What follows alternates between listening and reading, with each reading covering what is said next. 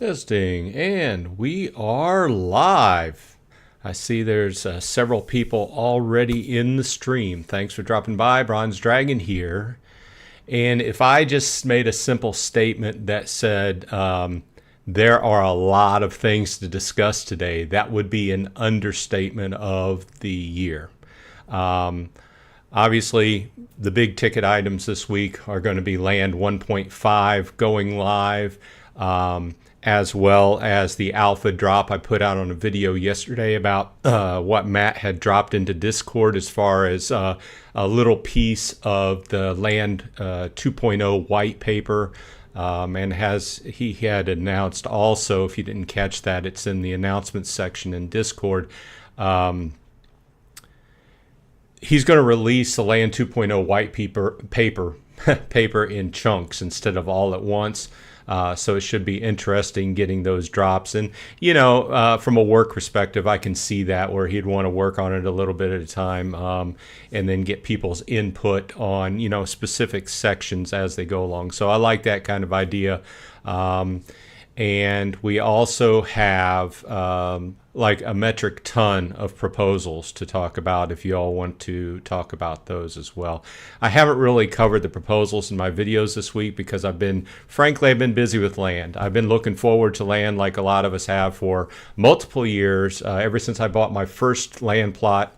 I bought my first land plot the week after they had sold out, because I kind of hem-hawed around about buying the plot for $20, and I got one for $30.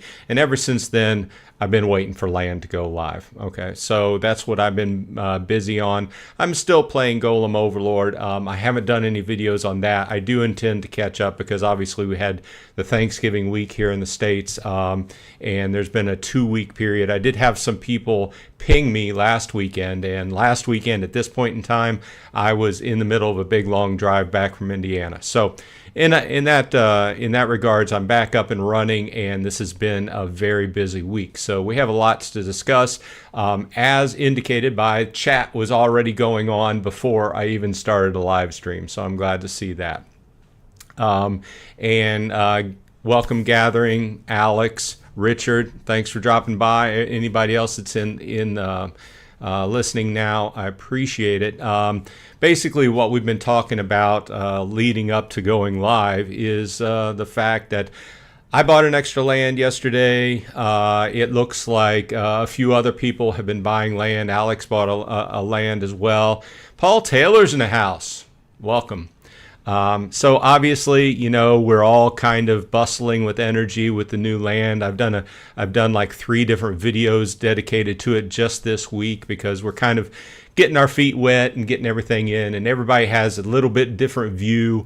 I would say that my view is not on the bottom end of a landholder, because at this point I do have 11 plots. That's probably above average, but I'm definitely not in the top end or even in the medium end as far as land holdings. But it's good to see everybody's point of view and hear about it, especially, you know, I've kind of been diving into the Discord chat and checking out what people were saying, especially the higher end people with keeps, and watched After Sounds videos this week as far as talking about what his keeps bringing in. And those keeps and castles, from my viewpoint, are largely, I don't want to call it a drawback, but the fewer people you have in your region or your area that are up and active, the less money and everything the less resources you're going to get in. So I think it benefits the keep and castle holder to try and, you know, if possible, get more people up and running. You know, either buy plots or get associated with plots, have friends buy plots, that kind of thing. That's why I kind of like the idea of Gangland. I thought it was a cool idea. I haven't got into it yet, and I haven't even talked to him or pinged him yet because we've been all get up and running. But down the road, I see myself picking up a plot or two over there and talking to him. Wibble's in the house with a wee. Paul Taylor says, sounds like people are having fun with the land. I am. I think it comes down to we've been waiting for this for so long, and I have, as well as a lot of people, have been preparing for so long that I'm glad to see, you know, if you watched a few of my videos this week, you saw that everything pretty went into went into place as we kind of felt was going to happen, because they gave us most of the information, over time. A lot of us were pretty well prepared. Obviously, it's just a matter of resources and how you're going to spend your money, right? I've talked to a bunch of people about this week. At this point, unless you're going to buy one of the upper end plots of land, like a keep, a castle, one of the epics or whatever, then the cost of the land really isn't in the cost of the plot. It's in everything else that goes into it, right? So you have to really consider that. Cost of cards going up. Obviously SPS is going up. Thank goodness. DEC has hit peg, is right in that plus or minus a few cents of a dollar that we've been wanting to see. So I'm knocking on wood. I'm knocking on my desk here just to prevent ill tidings. But I had texted my brother yesterday. It's nice to actually see a forecast, meaning the fact that land was going to, a lot of us predicted land was going to really positively impact SPS and DEC. And that's what they build it. I don't want to say that's what they build it for, but as land has evolved, they've built a lot of the SPS prop up and DEC prop up. In other words, built a lot into the land to be able to, I don't want to say inflate, but bring up the value and price of SPS and DEC. So let's jump over here. I haven't looked at it this morning, so we can see a cost. I love, I just refreshed. Look at that. Look at that real steep uptick, 0.024 now. I would say, are we on the way to 5 cents? Who knows? But it would be nice. We can see that DEC is right here around $1, hovering between 97 cents. So, like I was talking to my wife last night and explaining these types of things, which she doesn't really get into, but she understands the pegged value of 1,000 DEC per dollar and the plus or minus effect there. So this is a really good thing, and it's been in that range basically in this lead up to land, right? But I've been really pleasantly surprised. If you look at the SPS uptick, it's really went up since basically just before land went live, right? And there you go. Gathering says, grab more DEC, SPS, and vouchers. Let's go. SPS 3 cents by Christmas. Well, if this graph keeps going the way it's been going, I would say it will be over 3 cents. Obviously, not investment advice, right? None of this is investment advice. I thought about buying some more SPS. I haven't currently, though, because I've been really, let's face it, I put some money into land this week. I got into staking my land. I had to buy several cards, and the cards I bought were like $15 to $18 a piece. Had to put some more DEC down to stake out that new plot of land I bought yesterday. But I'm feeling good in the situation I'm in. And like I said, I'm still looking. I think a lot of us are still keeping our eye on the land market, as it were. Speaking of that, we can jump over here. The land market, since land has went live, has really, there's an uptick in action. In other words, people who hadn't touched their lands for months are now in there cycling land, changing prices on an hour-by-hour basis. So if you're on the market for more land, you need to check the market on an hourly basis instead of just like once or twice a day. Happy Saturday. Eraserheads are in the house. Thanks for dropping by. I don't remember that name. You must be a new person here. Thanks for dropping by. I appreciate your time. Happy Saturday. Looking to grow our community in Lawnshire, Region 119. We need more plots if anyone is looking to sell. All the best, everyone. Okay, so if anybody's looking for a plot and Lawnshire sounds good, get in touch with Eraserheads. with that note, Eraserheads, if you have a different name in game, you might want to drop it in chat because somebody might want to contact you, or just drop your Discord name so they can ping you on Discord. I think that's the best way. Afternoon, all. Ike's in the house. Welcome. Thanks for dropping by. Eraserhead goes on, social aspect of land is what we are all about in Lawnshire, as our community of plot owners are small players but really love the game. Sounds good. I might check it out. You know me.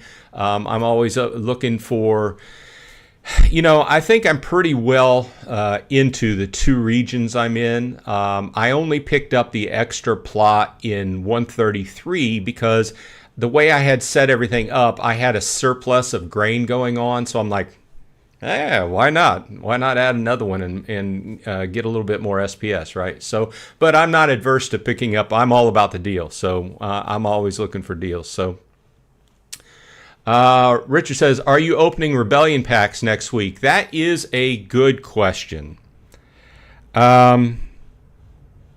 As you know from videos I've done, I only bought 50 packs, and I say only because a lot of the other YouTubers and such have bought a lot more than me. And that's fine. Everybody has to pick where they put their money, right? I myself have put my money into land and the cards on land. Okay, so this directly relates back to your card pack opening question. I don't know. I probably won't open those 50 packs. I will probably stake those 50 packs on a war wagon and see what my percentage, what that amounts to as far as being able to get an airdrop. Now, once I see what kind of increments we're talking about, if it's just like not even worth staking out 50 packs, in other words, if I have to have 500 or 1,000 packs to even have a chance at getting an airdrop, then I will probably remove them and I will probably open them for play or sale or what have you. Who's kidding me? I've sold very few cards. Most of what I do is buy and keep. So I may just keep the cards. It just really depends upon if it's really worth staking a small amount of packs on war wagons to get airdrops. If I go in and stake 50 packs, my 50 packs, and say I've got like a 1% chance of getting an airdrop, to me, that's not worth it. I'd rather just go ahead and open the cards, or maybe open half of them and keep half of them as packs. Who knows? But that's what I'm looking at first before I open the cards. Okay. In a roundabout answer, that's my answer. Gathering says, did you buy all the cheap plots in Ravenwood? They're all gone. No, I did not. And I don't know who did, but I do know the one guy that was selling them he pulled them all down. I think he's pulled them again because I've been keeping my eye on those as well. I'm just cycling over to Ravenwood. This is up here where Nate is. I think he pulled them off to reprice, because the day before last, on Thursday, he had, and I'm not calling out this guy. It's his business, right? And it's fine. It's fine. But this is what I noticed, because I've been keeping special eye on this zone. He had a bunch of commons he had listed for like $28.50, right? He pulled those commons down and he relisted them the next day for $30. That's when I picked up one, because I'm like, well, I don't know how this is going to go. I still think it's worth $30. So I spent $30 on it and grabbed it. And they had building in a box, right? Which is another thing we'll talk about. But I believe he probably pulled them back down and he's going to reprice them again. Who knows? Maybe somebody bought them up. It's not without, it's always possible, right? Because if they went much lower, I might have grabbed a whole bunch of them. But I have been keeping an eye on. Now, back to my point on building in a box. Now, I mentioned this in my video last night. And yes, I realized my video last night was rather long, but I had a bunch of stuff to go over and I didn't feel like editing 2 different videos, right? So I crammed the two different informational as far as the news, with brawls changing and where to go to look for that information, as well as the information that that Matt had dropped in Discord yesterday as far as the new materials list, and we can talk about those as well. You may have seen these. Let me see if I can increase the size of this. Okay, it's a little bit more readable. So these are the lists I'm talking about, and we can talk about that, but I'm sure we will in the future. And Gathering said he's fixing to make a video about these today. So he said, Gathering, that is referring to him, said that he's looked over this list and he's got a pretty good guess how they all fit together. But it's very interesting. So we can talk about that as well. Hey, Virus is in the house. Thanks for dropping by. Lots of things to talk about. Everybody just go ahead and stick their questions in. I'm completely open. As you know, most of the stuff is going to be Hive related as far as land goes, but I'm also open to Golem Overlord and stuff like that. But most of my time has been spent with land 1.5 this week. You need to be fact checked. Wow, yeah, I do. I try to put out only facts, but sometimes I get it wrong. When can I open my rebellion packs? I believe, and somebody tell me if I'm wrong, I'm going to check my calendar here. It's the 5th. Yep, Gathering cleared that up. Yeah, and that is our next patch date, which is this coming Tuesday. So those go live, as well as the changes that I talked about in my video yesterday that Matt had dropped information about the changes in brawls. If you are a guild member, if you're not, and you're rather new to the game, I strongly encourage you to get into a guild, because you give up, without being in a guild, there's a whole chunk of the game you're missing.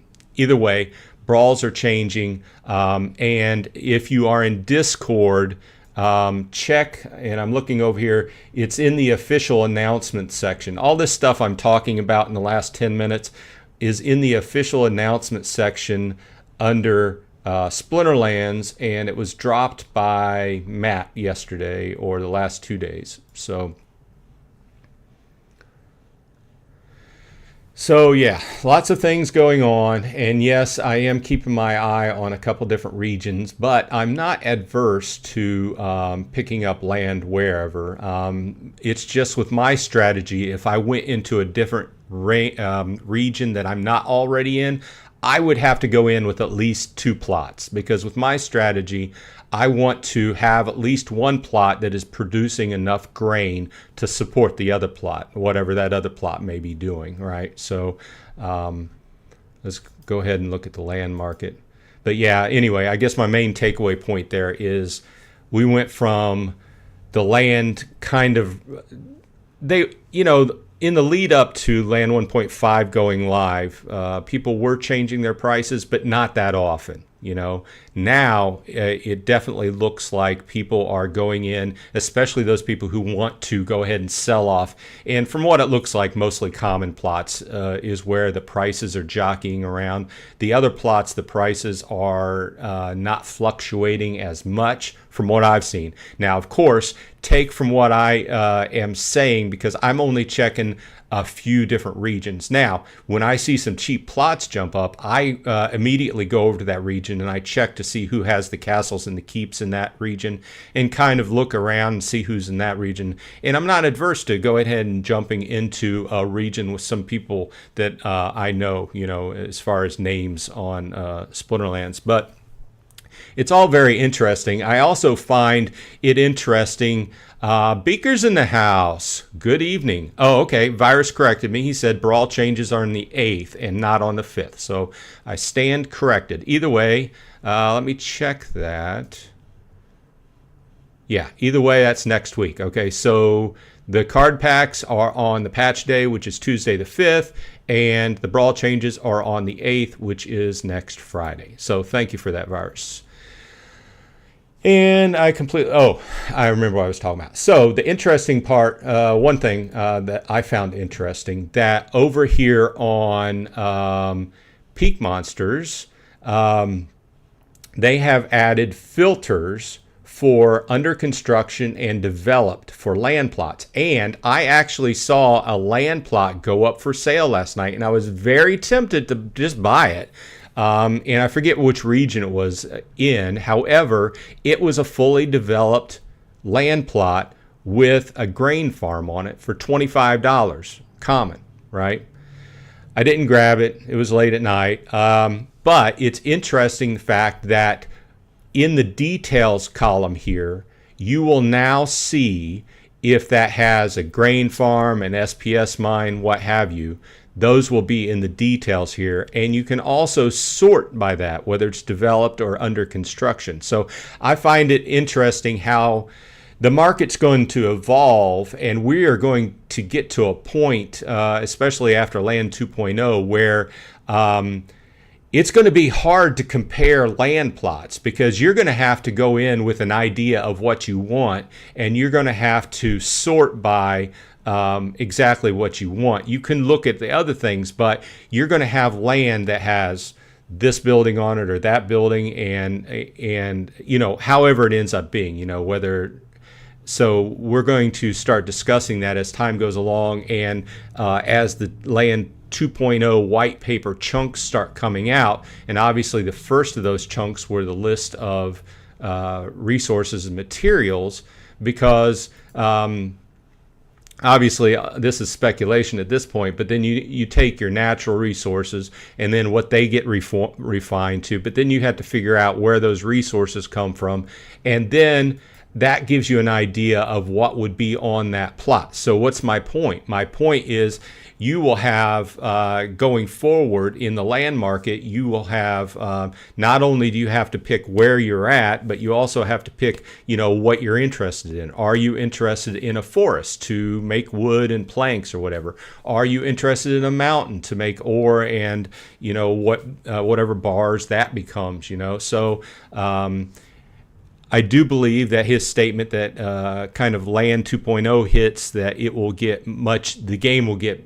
it's going to evolve. It's going to get much deeper. So, but I like the fact that it's 1.5 is up and running. And if, this is a solid base, right? And as long as we can go for a week or two and nobody reports some major game-breaking, I don't want to say game-breaking, I want to say finance market breaking, and maybe that's a better term.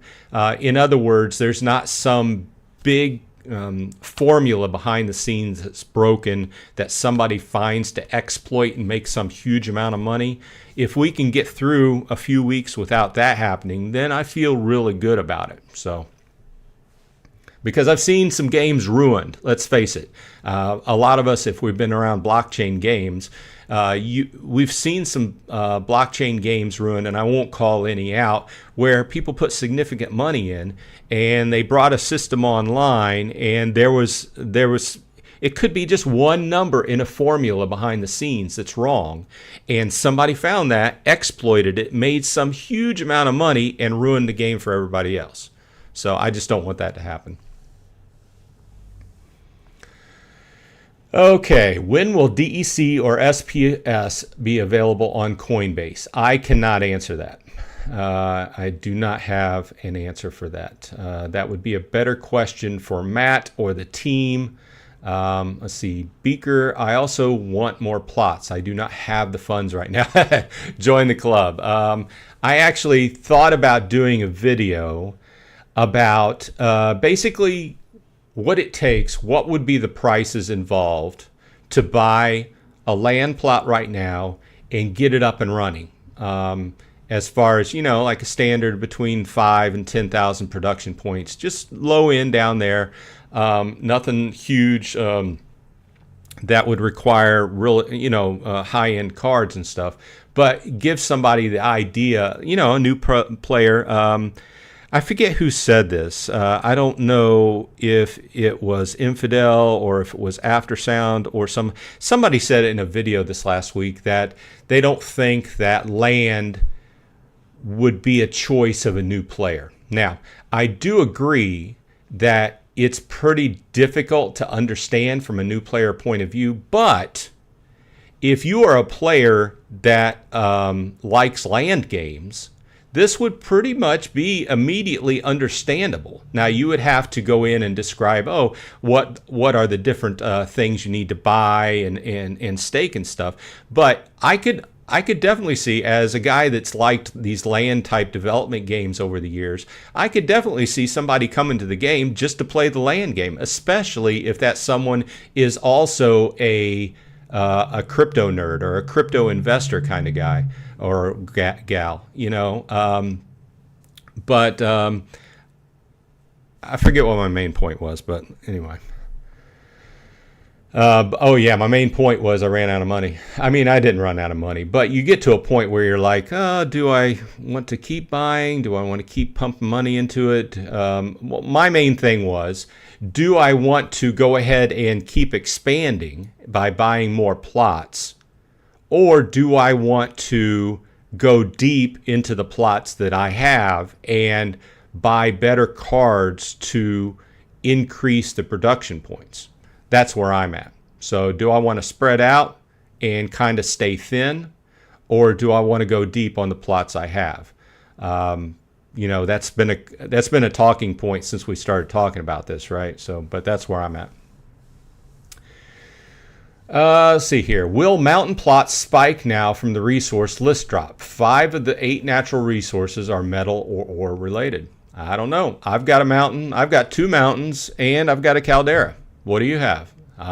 It's all a guessing game right now. So who knows? I guess we could make some logical guesses. Obviously, you would probably, get wood from a forest and things like this. You could probably get grain from the hills and plains like we've seen. Obviously, ore from a mountain, caldera, maybe one of the others as well. But it's going to be a guessing game until we see, what Matt's statement in the 2.0 white paper is actually.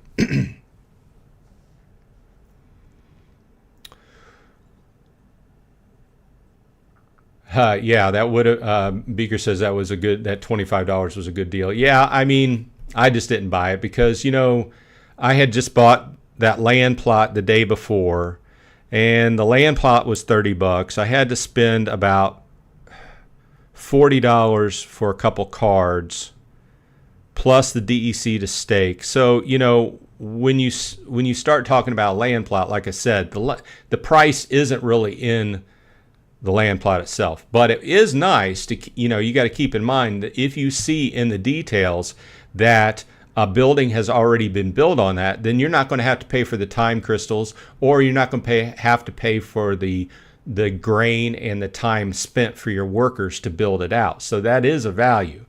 But also remember, if you see a plot of land at this point in time with building in the box, that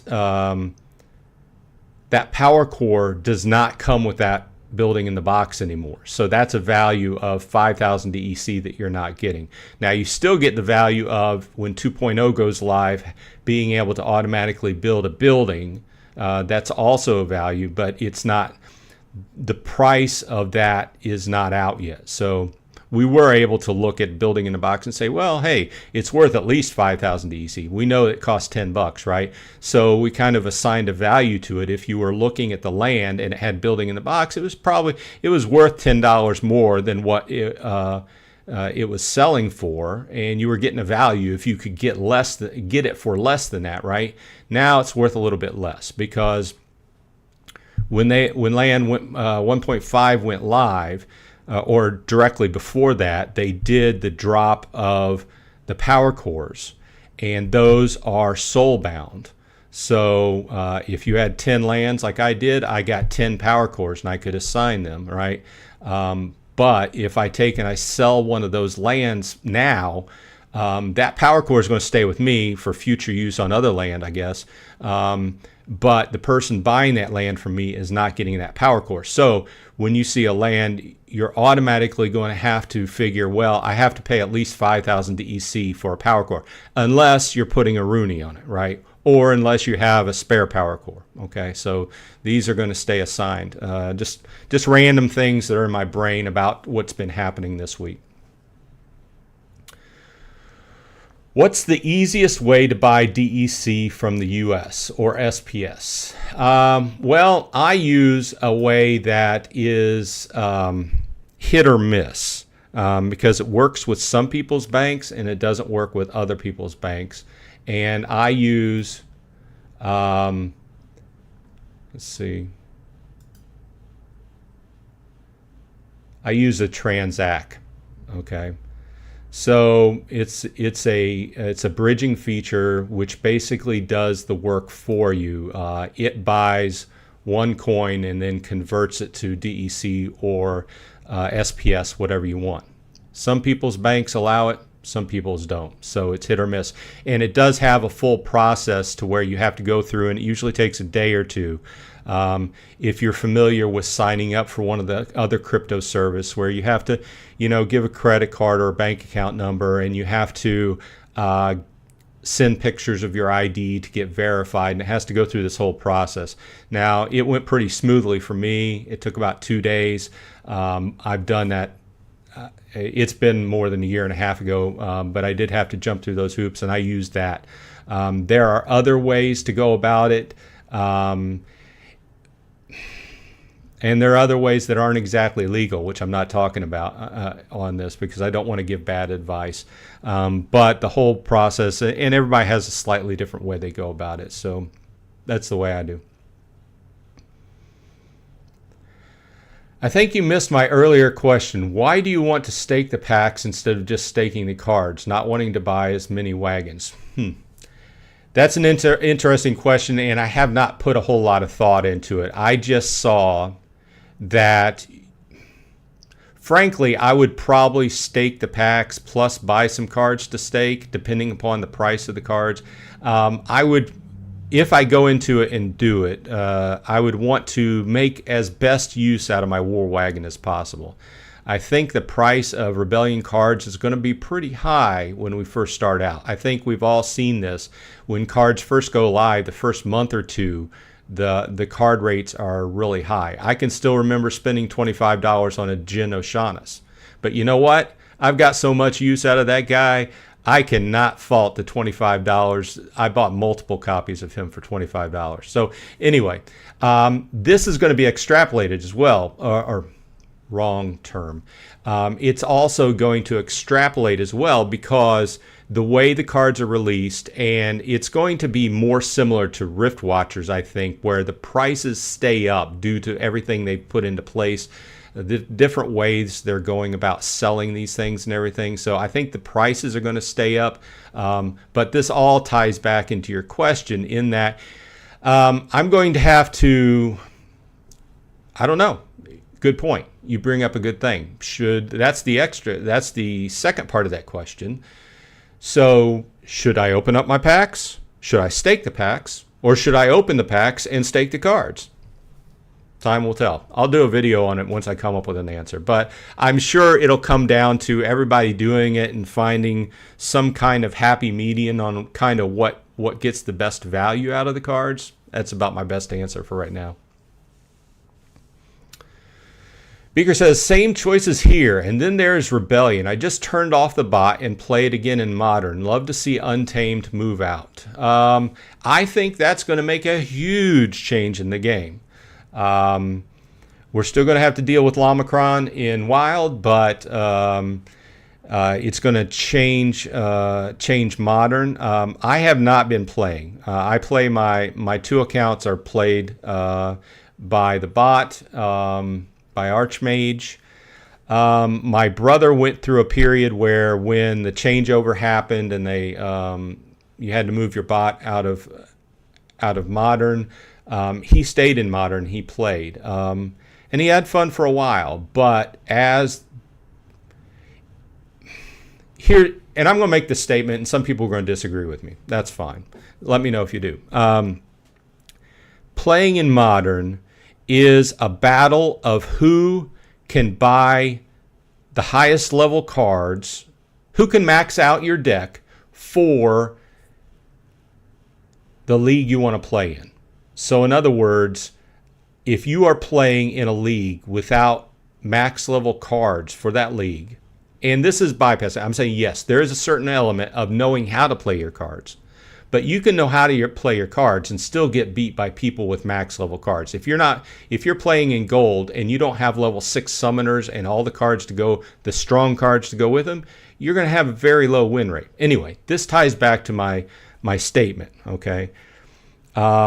He went through a process while I was buying stuff for land. He was buying more cards and kitting out his deck, and he got to a point where he had spent a decent amount of money on his deck, right? And he was having kind of decent results.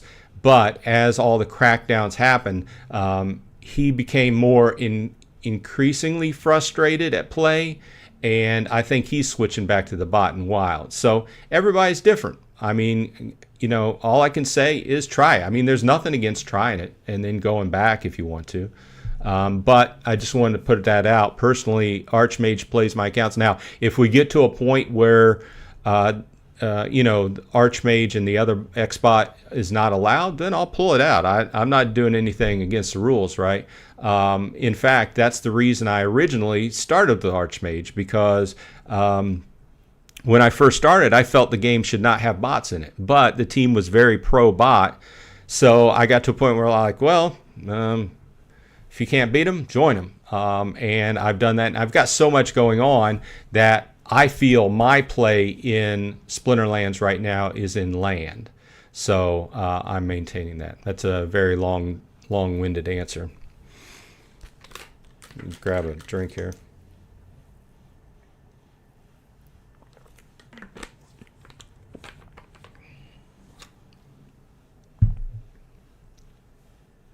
Beaker says, I will be opening packs to play with them, then stake those, and we will see.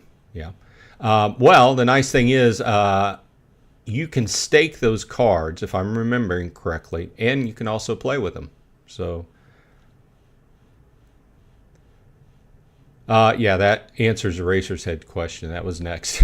Yeah, I believe so. The only downside I could see is if you have a lot of singles that end up not combined, yet then you wouldn't really want to stake a ton of singles. Yeah, they've talked about that on a few different town halls where he wants to emphasize the best move is going to be get the highest level cards that you can staked on the war wagons, and having a few war wagons kitted out, staked out as much as possible versus having 100 different war wagons with like one BCX cards on them or something like that. So they've talked about that a number of times. Beaker says, Xbot wins 60% in Wild. Now I win 45%. I need to get better again.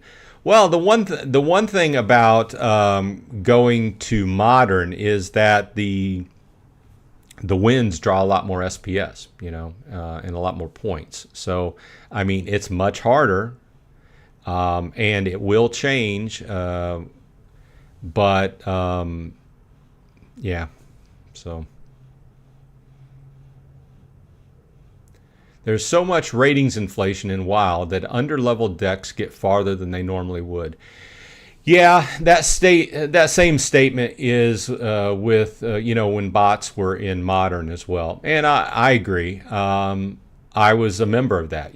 My deck is essentially a pretty strong gold deck. It's probably mid-level gold deck, maybe not even mid-level compared to some people's, but it was regularly playing in Diamond. It had no problem with the Archmage bot making it to Diamond 1 or sometimes 2 in play, and that's fine. I mean, when I went about the change, it was like, there's a lot of salt, going back to gold. I'm fine with that. If everybody feels that's, I think it's overall been good for the game, right? So. Yeah, but I guess my main point is, that probably still exists within Wild due to the multitude of bots, right? With you on land, put all my cards on land now, as they will go after the bots on wild soon enough. So I'll just be playing the land game in the end. The hate for bots is unreal. It won't be long until they start up again. Yeah, I mean, it's just the evolution of the game. Like I said, going back to when I first started 2.5 years ago, I was surprised that the team at that time was so very pro-bot. And I can remember a number of times Aggie saying, yeah, bots are staying, and things of that nature, you know. So that led to speculation. I try not to speculate as much as possible. You know, when you're speculating on, you know, resources and stuff, that's one thing. But I don't like to speculate on why decisions were made and if there was any mal intent or whatever.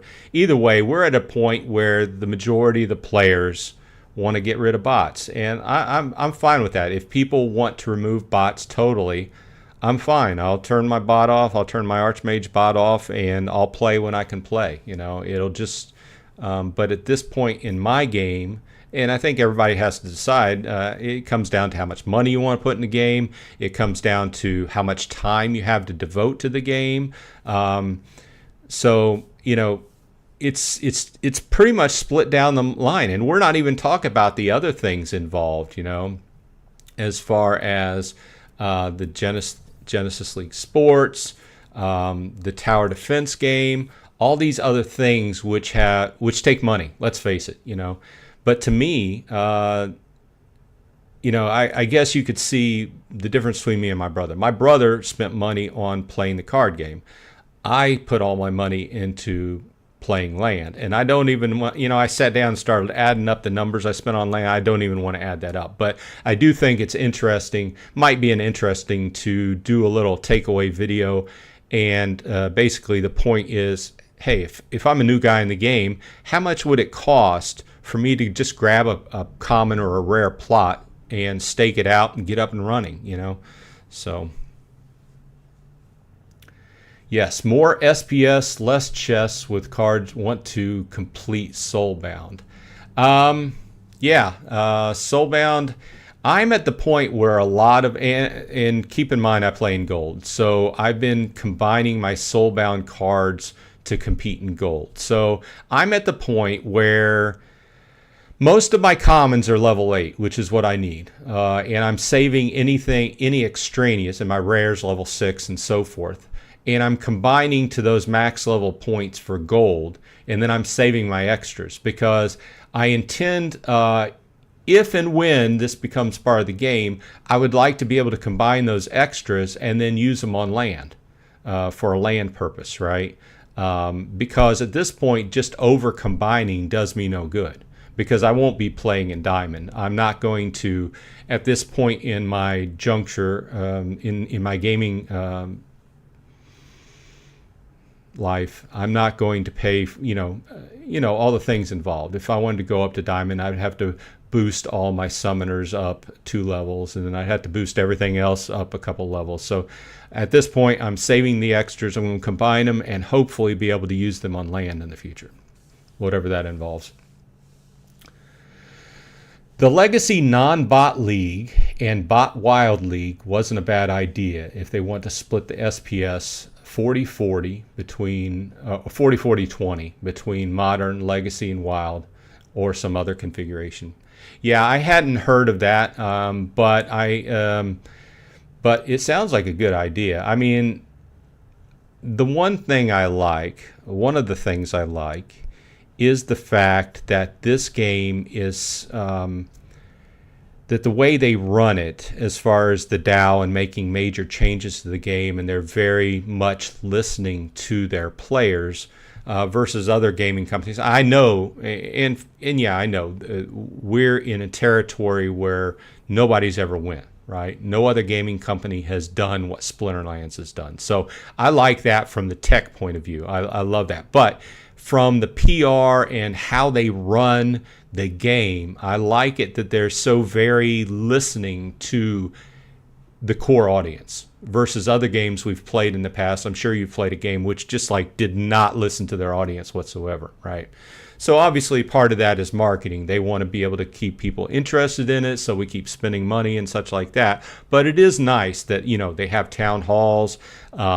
Claiborne has been working overtime on these proposals. I just thought I'd bring this up here. You know, 1, 2, 3, 4, 5, 6 proposals active at any one time. You know, before he went live in his current position, you know, there's only one every once in a while, maybe 2 at a time, right? So he's really been doing his job. A lot of this things I didn't even know fell under his job. So it's interesting to see some of the stuff I'm voting for, some of the stuff I'm voting against. But it's interesting to see from a company point of view. And, you know, they split the line down between the company and the DAO for legal purposes. I understand that.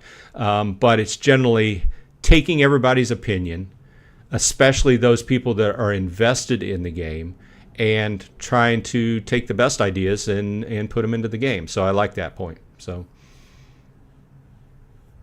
same thoughts, Bronze Dragon, regarding Soulbound from Eraserheads. Yep. Yeah, I basically, with Soulbound cards, I basically want to put them to use, put them to some use. Like I said, there's no point in over-committing and over-combining to me, you know, unless obviously you play in Diamond or above, then obviously you're going to want max level cards. But to me, playing in Gold, and I have I'm not going to invest in my deck to play in Diamond, basically, because at this point my money's going into land, which I find a little bit more interesting. So, I mean, I love card games, don't get me wrong, but it comes down to, oh, I like that card, I've got to spend $75 on buying a level 8 or what have you, you know, and it's just a constant. It's a constant. And I understand that's with every card game, right? If you've played Magic the Gathering, if you played Yu-Gi-Oh, you played Pokemon, Magic the Gathering is really almost burning everybody out at this point. They're coming out with so many expansions, and the way they do their retail play is every time an expansion comes out every couple months, you have to buy like a several $100 deck, right? So it's the same idea. Got to go. Have a nice day. See you later, Beaker. Thanks for dropping by. International Travel Channels in the house. Guten Tag. We've been discussing a lot of things. Land 1.5. Welcome to the fray. Eric M. Welcome to the show. How's things been going with Golem Overlord? I'm glad you asked. You know what? Our guild, and this may not be a lot for a bigger guild, but just made bunker level 6 today. I've had a lot of people. We currently have 19 of 20 slots filled. I could go up to 22 if a few more people buy benches, but and I do have an extra slot if anybody is playing and you're active and you want to join. But we just made bunker level 6 today, and what that nets us is a 3% claim bonus. Okay, so we have to make go up to 26 now to get the 4%, which is going to be a hefty slog, but that extra 3% claim is helping everybody. And I do need to get back into making a few Golem Overlord videos,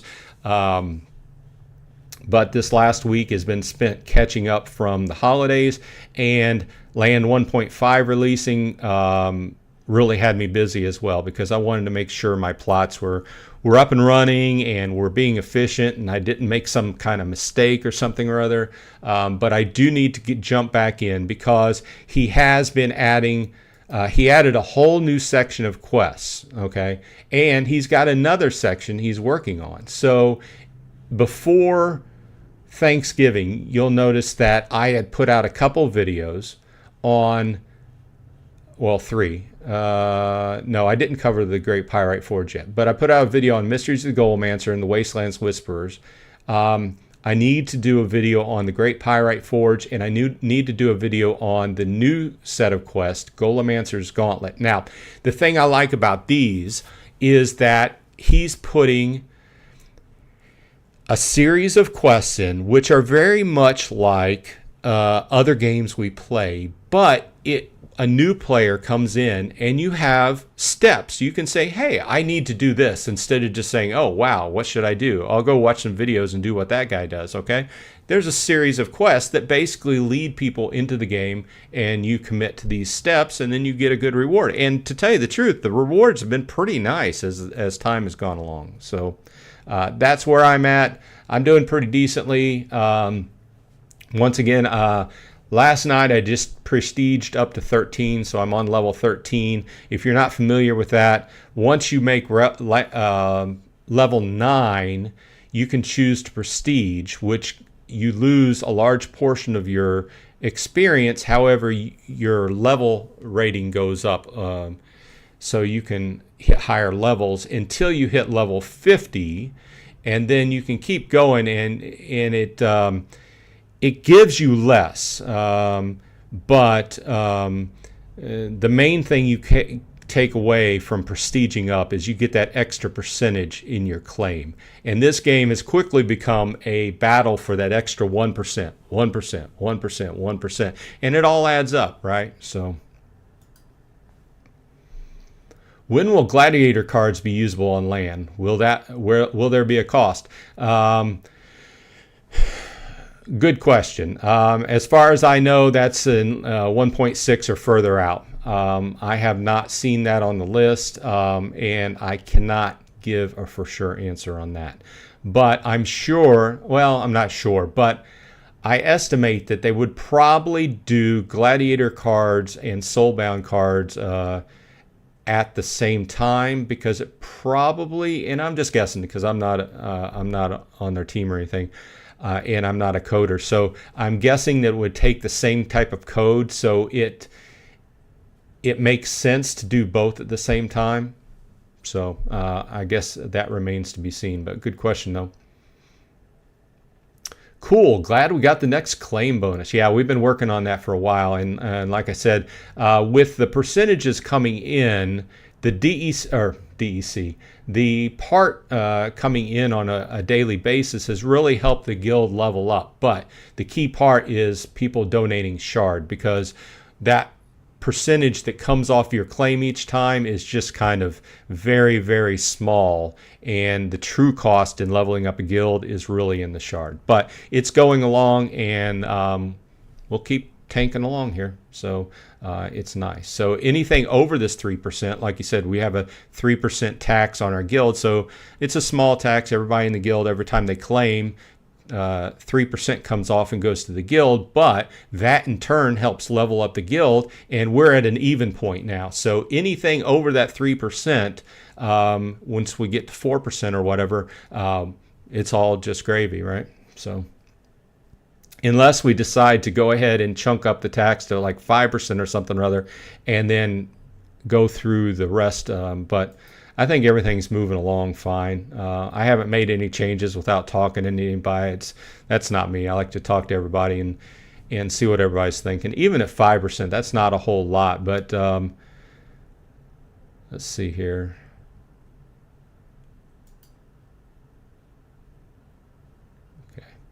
Yeah, that's what that looks like. Okay. Let's catch up with chat.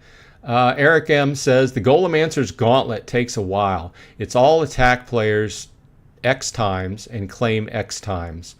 Yeah, I'm guilty of not having done that quite yet. Like I said, there's so many things going on. Mainly with me, it's land and Golem Overlord. But I do agree, and to a certain extent, this newest section of quests in Golem Overlord is a lot about that, because you'll note that the one line item here is attack a certain amount of times, right? So, and as you go through the quests, I'm on step 9 of 17. As you go through the quests, that amount of times you have to attack a player just keeps going up. So, but luckily the prizes he's given out are pretty nice. So, Gathering says Splinter Forge Hero System is up on the test server. Yeah, I'm interested in seeing a video from you on that. I think you either have or are about ready to. put out a video on that. I do want to get in and play that. I'm still playing on a daily basis, just the standard battles and stuff, but I haven't dove into the extra stuff they've been adding. Once again, it's a matter of time and what I put that towards, just like with everybody. Eric says, I'm about to max on Prestige 9. Might stop at Prestige 10, but we'll see. Okay, so you're really talking about just that 1% extra of claim, really. As you can see, I'm Prestige 13. I'm getting plus 13%. Yeah. You just have to figure out. Now, he did say that he's going to be making some changes in the game where there's more value to prestiging up. So I took him at his word, and that's why I've just kept going. But everybody, you know, you just have to decide what you want to do. Oh, I just saw your second comment. So. Well, we're coming down to the bottom of the hour. Does anybody else have anything extra to talk about? Otherwise, let's check the land market, because aren't we all? Yeah, I'm checking to see if those lands were relisted in Ravenwood, but it does not look like it.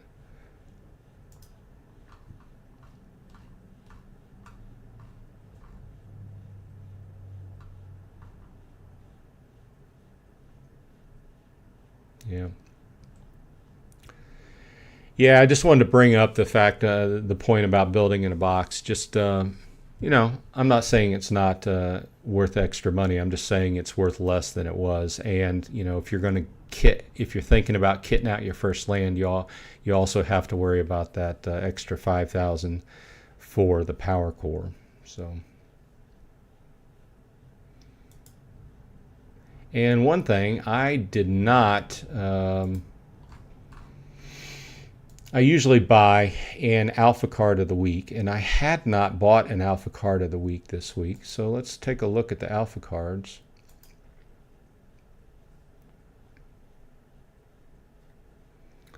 Let's pull up my alpha collection.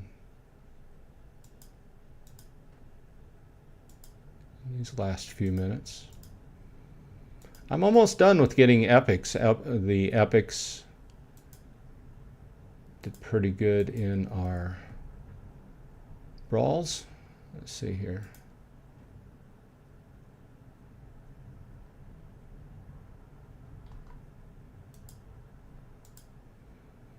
Okay. I've got all the commons, rares, and I think most of the epics. These are the epics and the alphas that I do have. So let's see here what Gathering says. Amazing how much SPS is getting burned. I still don't see why you would burn SPS. Just get DEC on Hive by swapping tokens. Save your SPS. Yeah, and it's all just a theory. I mean, some people may have a large amount of SPS that they want to move and put it onto something else, right? That's the only thing I can think of. But overall, I would agree with you. Let's see here. No, I don't want gold.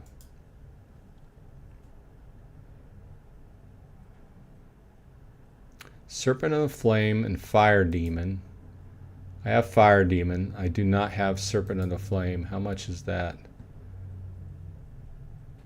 The rest of these I have. So this will be the last epic. And I don't quite have enough.